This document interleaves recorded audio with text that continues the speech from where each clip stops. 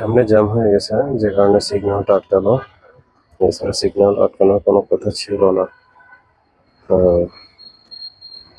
কারণ এই সার্কেলটা যদি জ্যাম হয়ে যায় তাহলে আসলে বড় ধরনের সমস্যা হয়ে যাবে।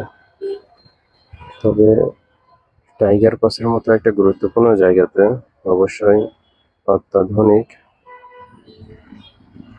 করতে হবে। তো এখান থেকে অনেক রঙে গাড়ি চলতেছে, জ্যাম ছেড়ে দিচ্ছে, 1 মিনিটও হয়নি।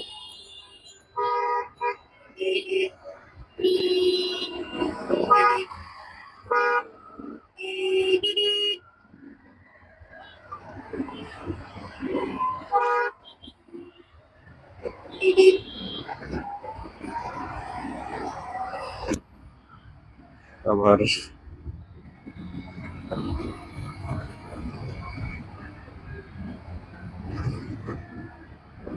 হর্নেট 2.0 রেডি পিক আপ আমি খুব ভালো পাচ্ছি। আমি এখন ইঞ্জিন অয়েল ইউজ করতেছি লিকোমলি। লিকোমলি আসলে ফার্স্ট টাইম ইউজ করতেছি, কিন্তু 2000 চালানোর পরে কেমন যেন আমার গাড়িতে স্মুথনেস বেড়ে গেছে।